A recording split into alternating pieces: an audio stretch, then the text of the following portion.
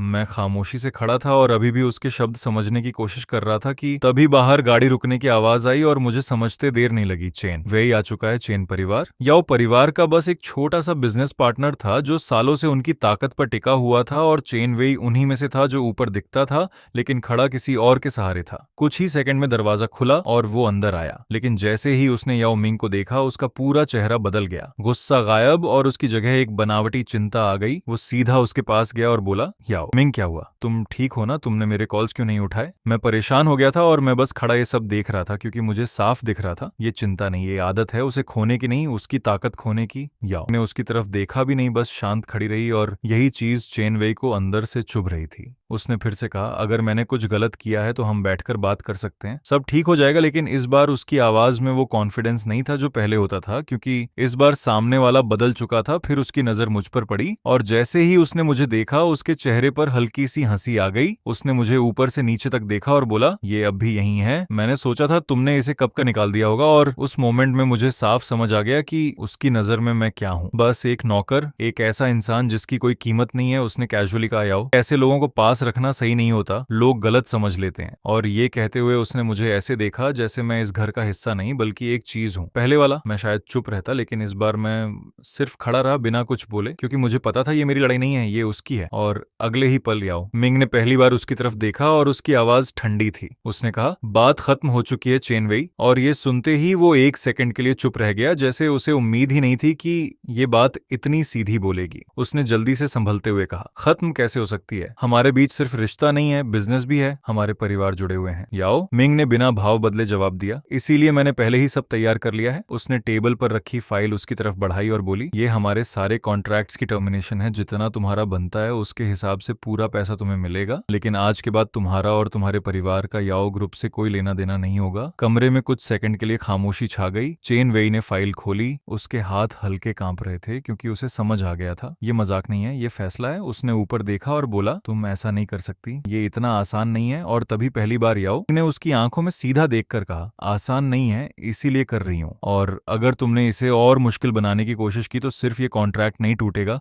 तुम्हारा पूरा परिवार टूट जाएगा। उसकी आवाज में ना गुस्सा था ना धमकी देने की कोशिश, बस एक सीधी बात थी। और यही चीज सबसे खतरनाक थी क्योंकि वो जो बोल रही थी वो कर सकती थी। चेन वेई के चेहरे का रंग बदल गया, उसके अंदर गुस्सा साफ दिख रहा था, लेकिन वो कुछ कर नहीं सकता था क्योंकि वो जानता था कि सामने खड़ी लड़की सिर्फ नाम की नहीं, असल में ताकत है। कुछ सेकंड बाद उसने फाइल बंद की और मुझे देखा। उसकी आंखों में साफ नफरत थी, जैसे वो मुझे इस सब का कारण मान रहा हो। लेकिन इस बार उसने कुछ नहीं कहा, बस धीमे से बोला, ये खत्म नहीं हुआ है।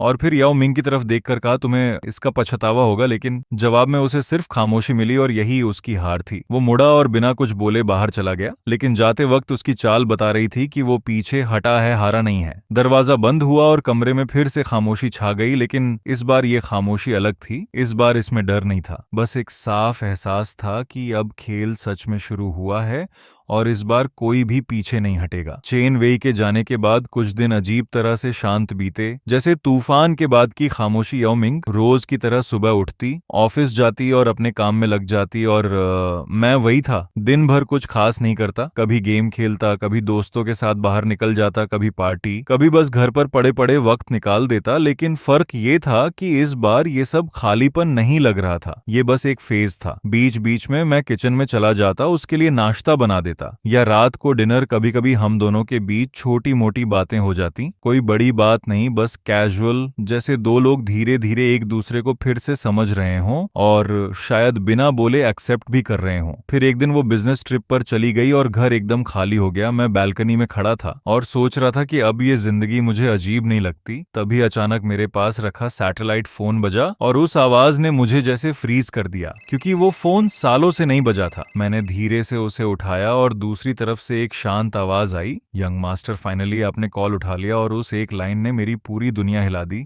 क्योंकि ये आवाज मैं भूल चुका था, वो हमारे फैमिली सेक्रेटरी की थी। मैंने कुछ सेकंड कुछ नहीं कहा, फिर धीरे से पूछा, क्या हुआ? और जवाब आया, यंग मास्टर आपके ग्रैंडफादर की तबीयत बहुत खराब है, वो आपको तुरंत देखना चाहते हैं। मैं कुछ देर चुप रहा और फिर अचानक मुझे खुद पर हंसी आई, क्योंकि मैं सच में भूल चुका था कि मैं कौन हूँ। इतने सालों में मैंने खुद को इतना नीचे गिरा लिया था कि मैंने खुद को एक बेकार इंसान मान लिया था। लेकिन सच ये था कि मैं इस देश के सबसे ताकतवर परिवार का वारिस था। लुओ परिवार, वो नाम जिसके सामने बड़े से बड़ा बिजनेस ग्रुप भी सिर झुका देता है। यहाँ तक कि याओ परिवार भी उनके सामने बस एक छोटा सा हिस्सा है। मैंने धीरे से कहा, ठीक है। और तभी सामने से जवाब आया, आपकी लोकेशन के पास एक गाड़ी खड़ी है, आप उसमें बैठ जाइए, बाकी हम संभाल लेंगे। कुछ ही देर में मैं उस गाड़ी में बैठ चुका था और रास्ते भर मेरे दिमाग में सिर्फ यादें चल रही थीं। कैसे बचपन में मेरे पेरेंट्स एक एयर एक्सीडेंट में मारे गए थे और उसके बाद मैंने इस पूरी दुनिया से दूर जाने का फैसला किया था। मैं दुनिया देखना चाहता था, बिना किसी नाम, बिना किसी पहचान के। इसीलिए मैं सिर्फ एक सैटेलाइट फोन लेकर निकल गया था और उसी सफर में मेरी मुलाकात याओ मिंग से हुई थी। हम दोनों पहाड़ों में रास्ता भटक गए थे और उसी दौरान मैंने उसकी जान बचाई थी और शायद वहीं से सब शुरू हुआ था। उसने मुझे थैंक्स कहा था, लेकिन उसके पिता ने उस एहसान को शादी में बदल दिया और मैं उसके साथ रहने लगा। लेकिन मेरी पिछली जिंदगी में मैंने कभी पीछे मुड़कर नहीं देखा, इसलिए मुझे ये सब याद ही नहीं आया और शायद इसीलिए इतने सालों तक किसी ने मुझे ढूंढा भी नहीं। गाड़ी सीधा शहर के सबसे बड़े अस्पताल के सामने रुकी, जो टेक्निकली मेरे ही परिवार के ग्रुप का हिस्सा था। मैं अंदर गया और सीधे उस वीवीआईपी रूम में पहुंचा जहां मेरे ग्रैंडफादर थे। लेकिन जैसे ही मैं अंदर गया तो मुझे समझ आ गया कि ये बीमारी का नाटक है। वो बिल्कुल ठीक थे और मुझे देखते ही बोले, आखिर कब तक ये सब चलता रहेगा? तुम कब तक ये सामान्य जिंदगी जीते रहोगे? और फिर उन्होंने सीधे कहा, अब वक्त आ गया है कि तुम फैमिली बिजनेस संभालो। मैं कुछ सेकंड चुप रहा, फिर मैंने धीरे धीरे उन्हें सब समझाया कि मैं क्यों गया था, क्या देखना चाहता था और क्यों अभी तक वापस नहीं आया था। वो ध्यान से सुनते रहे और आखिर में बोले, ठीक है, लेकिन ज्यादा समय नहीं है। और मैंने सिर हिलाकर कहा, जल्दी ही मैं सब संभाल लूंगा। उसके बाद मैं 2 दिन वहीं मैंशन में रुका और जब वापस घर लौटा तो याओ मिंग भी अपने ट्रिप से वापस आ चुकी थी, लेकिन इस बार वो थोड़ी अलग लग रही थी। उसका चेहरा वही था, लेकिन उसमें एक हल्की सी थकान और परेशानी साफ दिख रही थी। और मैं ये जानना चाहता था कि क्या हुआ है, लेकिन हमारे बीच अब भी सब कुछ सीधे नहीं था, इसलिए मैंने इंतजार किया। वीकेंड आया और मैंने पहली बार उससे कहा, चलो बाहर चलते हैं। वो 1 सेकंड के लिए चौंकी, लेकिन उसके चेहरे पर हल्की सी खुशी भी थी। हम दोनों बाहर गए, शॉपिंग की, पार्क में घूमे, मूवी देखी और काफी समय बाद सब कुछ नॉर्मल लगा, जैसे हम फिर से शुरुआत कर रहे हों। और रात को हमने एक प्राइवेट कैबिन में डिनर किया जो उसने खुद अरेंज किया था और उस रात सब कुछ सही लग रहा था। घर लौटने के बाद मैंने अचानक कहा, कल से मैं भी ऑफिस आऊंगा, और वो एकदम चुप रह गई, जैसे उसे यकीन ही नहीं हुआ। लेकिन अगले ही पल उसके चेहरे पर एक हल्की सी मुस्कान आई और उसी मोमेंट मैंने उससे पूछा, तुम जब से ट्रिप से लौटी हो कुछ ठीक नहीं लग रहा, क्या हुआ है? पहले तो उसने टालने की कोशिश की, लेकिन जब मैंने इंसिस्ट किया तो उसने धीरे धीरे बताना शुरू किया। उसने कहा, इस बार की मीटिंग सही नहीं रही। हमारे सामने एक ऐसा ग्रुप आ गया जो हमसे भी ज्यादा ताकतवर है, लीन परिवार, और उन्होंने हमारी डील बीच में रोक दी और इनडायरेक्टली चेन वे को सपोर्ट कर रहे थे। वो हमारी कंपनी को दबाकर टेक ओवर करना चाहते हैं। और उस मोमेंट में मुझे समझ आ गया कि ये सब इतना सिंपल नहीं है, क्योंकि जिस फैमिली का नाम वो ले रही थी वो वही फैमिली थी जिससे मैं खुद बिलोंग करता हूँ। उसकी बात सुनकर मैंने बाहर से शॉक्ड होने की एक्टिंग की, लेकिन अंदर ही अंदर मैं हंस रहा था, क्योंकि मुझे समझ आ चुका था कि चेन वे की पहुंच लो ग्रुप की एक छोटी ब्रांच तक कैसे गई। लेकिन ये भी साफ था कि वो असली खेल नहीं समझ पाया है। मैंने धीरे से कहा, मतलब वो हमसे भी बड़े लोगों को यूज कर रहा है। और फिर उसकी आंखों में देखते हुए बोला, लेकिन कोई बात नहीं, हम साथ हैं तो सब संभाल लेंगे। ये सुनते ही उसने पहली बार दिल से मुझे थैंक्स कहा और अचानक मेरे गले लग गई। मैं एकदम से फ्रीज हो गया, मेरे गाल गर्म हो गए और मैं कुछ समझ ही नहीं पाया। तभी वो थोड़ा पीछे हटकर मुस्कुराई और टीजिंग टोन में बोली, आज मैं यहीं तुम्हारे कमरे में सो जाऊंगी। और ये सुनते ही मेरा दिमाग ब्लैंक हो गया, मेरे कान तक लाल हो गए। लेकिन अगले ही पल वो खुद हंस पड़ी और बोली, अरे मजाक कर रही हूँ, टेंशन मत लो। लेकिन उसके गाल भी हल्के लाल हो चुके थे और वो जल्दी से अपने कमरे की तरफ भाग गई। उसे जाते हुए देखकर मेरे चेहरे पर एक हल्की मुस्कान आ गई, लेकिन साथ ही थोड़ा ऑकवर्ड भी लग रहा था। लेकिन जैसे ही मैं अपने कमरे में आया, मेरे दिमाग में चेन परिवार घूमने लगा और मैंने तुरंत सैटेलाइट फोन उठाकर कॉल लगाया। कुछ सेकंड बाद आवाज आई, यंग मास्टर, और मैंने सीधे पूछा, अंकल झांग, क्या आपको चेन और याओ परिवार के बीच हाल ही में जो हुआ है उसके बारे में पता है? उन्होंने बिना रुके जवाब दिया, जी यंग मास्टर, चेन परिवार ने लुओ ग्रुप की एक छोटी ब्रांच से रिक्वेस्ट की थी कि याओ ग्रुप को टेक ओवर करने में मदद करें। उन्होंने 90% प्रॉफिट तक देने की बात कही थी और उसी ब्रांच के साथ मीटिंग हुई थी। मैं कुछ सेकंड चुप रहा, फिर धीरे से बोला, अंकल आपको पता है मेरी शादी हो चुकी है और मेरी वाइफ कौन है? उन्होंने शांत आवाज में कहा, जी यंग मास्टर, वो एक बड़ी कंपनी चलाती हैं। मैंने हल्का सा हंसकर कहा, वो याओ परिवार से हैं, वही कंपनी जिसे चेन खत्म करना चाहता है। कुछ सेकंड की खामोशी के बाद उनकी आवाज आई, यंग मास्टर मैं समझ गया, कल सब ठीक हो जाएगा। मैंने धीरे से कहा, अंकल एक बात और, चेन वे भी वहां होना चाहिए। जवाब तुरंत आया, जी यंग मास्टर, और उनकी आवाज से साफ था कि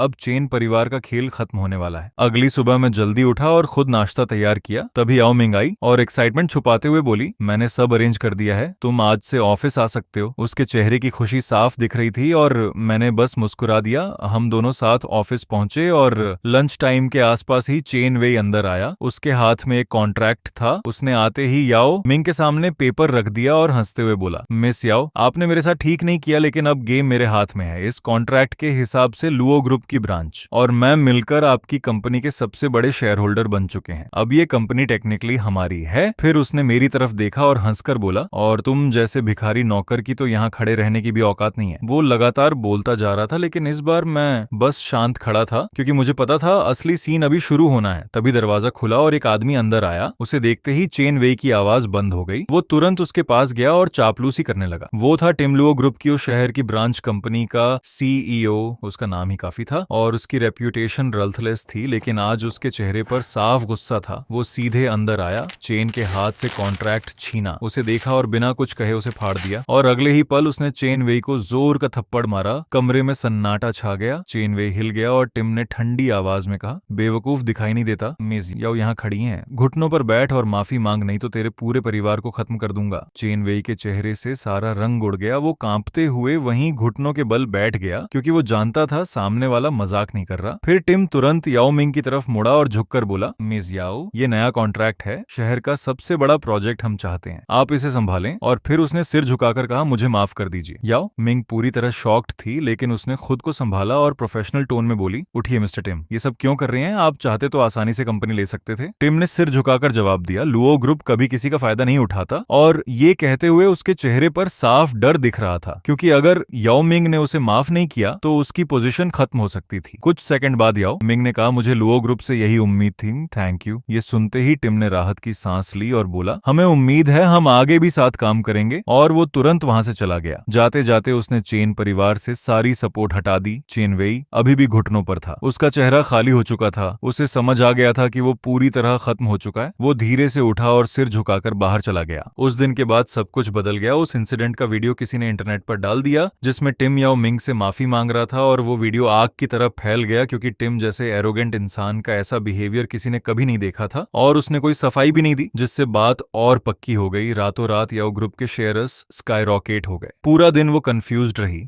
उसने बहुत कोशिश की पता लगाने की ये सब कैसे हुआ, लेकिन कुछ समझ नहीं आया। घर आकर उसने एक पल के लिए मेरी तरफ देखा, जैसे उसके दिमाग में ये सवाल आया कि क्या ये सब मैंने किया है, लेकिन अगले ही पल उसने खुद ही उस सोच को हटा दिया, क्योंकि उसकी नजर में मैं अब भी वही था। उस रात हमने साथ खाना बनाया, साथ खाया, और जब मैं सोने गया तो वो मेरे कमरे में आ गई। मैंने पूछा क्या हुआ, तो उसने कैजुअली कहा, हम मैरिड हैं और साथ नहीं सोते, ये थोड़ा अजीब नहीं है? ये सुनकर मैं एक सेकंड के लिए चुप रह गया। हल्की सी शर्म आई, लेकिन मैंने कुछ नहीं कहा और बस लेट गया। अगले कुछ दिन सब नॉर्मल चलता रहा, लेकिन फिर एक दिन लुओ ग्रुप की तरफ से इन्विटेशन आया, एक पार्टी का। और ये इन्विटेशन सिर्फ बिजनेस नहीं था, ये फैमिली लेवल का था। और याओ मिंग मना नहीं कर सकती थी, क्योंकि लुओ नाम सिर्फ एक कंपनी नहीं था, वो पूरे देश में पावर का सिंबल था। और मुझे पता था असली खेल अब शुरू होने वाला है।